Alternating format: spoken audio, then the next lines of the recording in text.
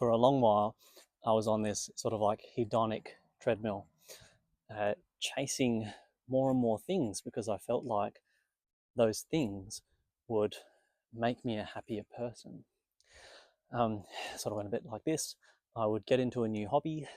That hobby would require me to own something, surfboard, bodyboard, pair of shoes, kayak, rock climbing, whatever. I'd need to go out and buy something to be able to do those things. I'd need the best of that. I'd research it, find the product I needed, and then give me this sort of pang of joy buying it. And then that joy would quickly subside. I'd grow tired of the hobby, and then the item would just sit in the corner somewhere or in my shed gathering dust. And I was totally unaware that this is what I was doing until one day my wife and I were cleaning out our closet, and we were just like picking out clothes that we didn't wear anymore, and planning to donate them to a local secondhand shop. And I just made a comment. I noticed that she had more clothes than me, and said something along the lines of, "Oh, you've got like quite a few clothes here. You could probably get rid of quite a lot of these." And she laughed and she said, "Look, I might have a lot more clothes, but you have a lot of junk."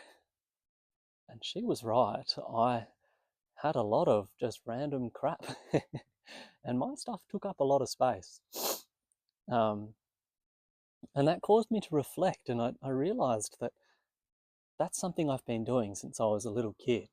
I would find something that I desperately need. I'd feel this, this emptiness until I purchased it, get a bit of a spark of joy, and then that would subside, and I would, and I'd need something else.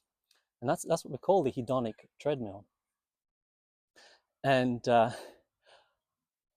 I wanted to share this video because I managed to get off that hedonic treadmill, and I managed to get off it using a couple of simple tricks, and I thought I would share them with you today.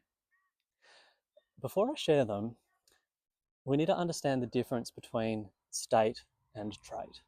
It's something that psychologists talk about, and essentially a state is like a transient experience, something that, like an emotion or a feeling that may be strong, but it subsides pretty quickly. It doesn't last, it's transient. Whereas a trait is something that better describes like a personality feature that you have. So and so is calm, or so and so is a studious person, or they're curious. These things that are more long lasting. And the reason why I share those two differences is because a lot of us, myself included, or at least my prior self, would make purchases to try to influence our trait happiness, but really they're just influencing our state happiness. So what do I mean by that? We think that by making purchases we're going to live a better life, right? It's going to make us feel better about ourselves, and advertisers are really good at trying to make us feel like there's some sort of a gap in our life that needs to be filled with a certain product. But the reality is that the purchasing of these products most of the time doesn't make us happier.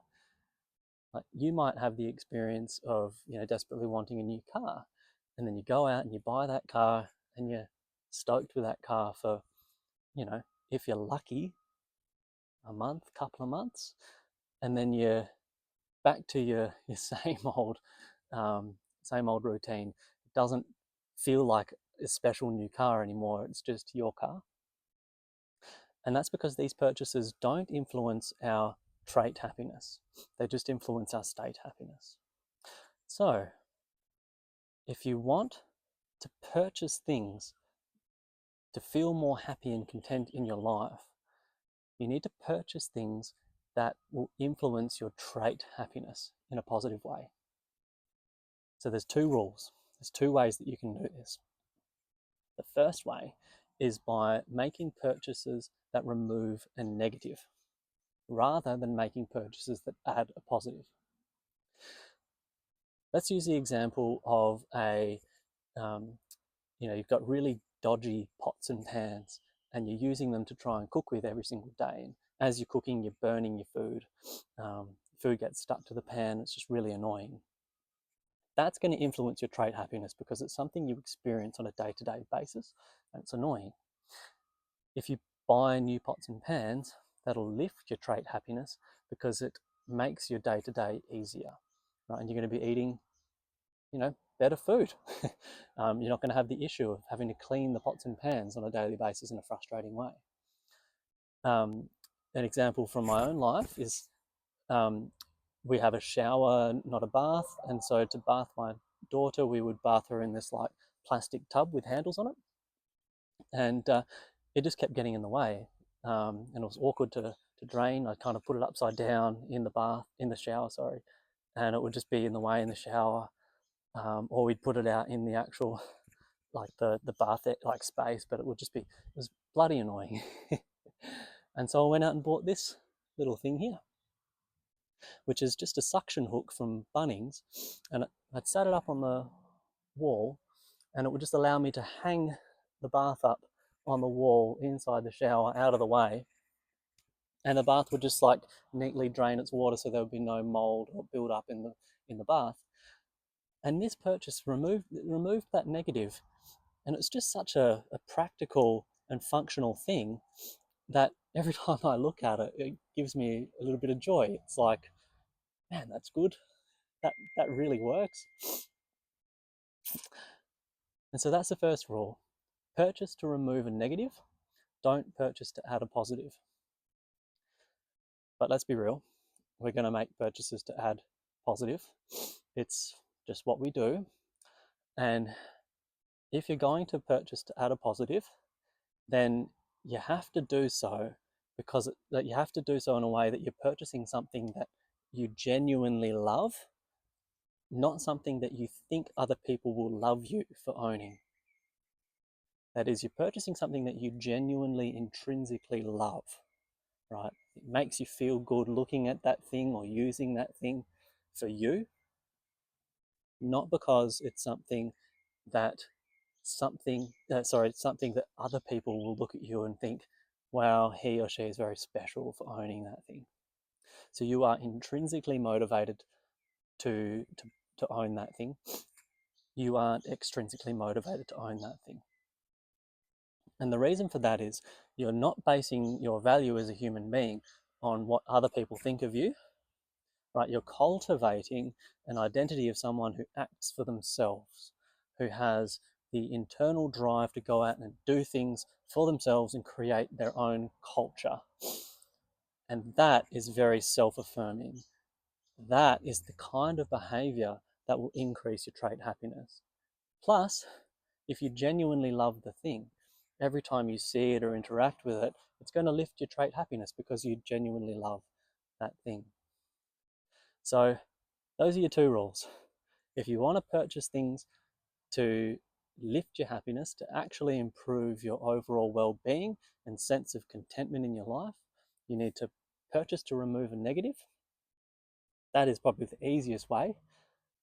Or you purchase positive things that you genuinely love, right?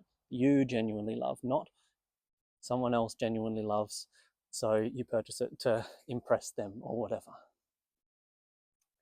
And if you do that, what you'll find is that you end up buying a lot less stuff. And the stuff that you end up buying is stuff that really speaks to you and really reflects your own individual identity. Plus, it gives you the freedom to be able to do more with your life. If your time isn't spent working, trying to make the money to purchase all of this crap, you get off this hedonic treadmill, then that gives you more time to spend doing things that you genuinely love and brings you joy.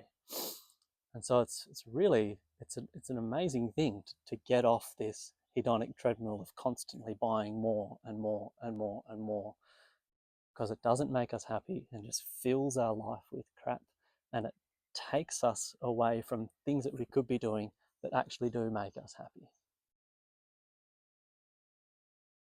All right.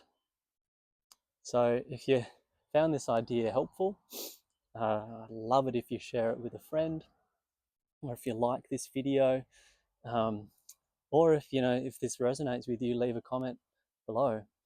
Um, before you go, one bit of homework for you.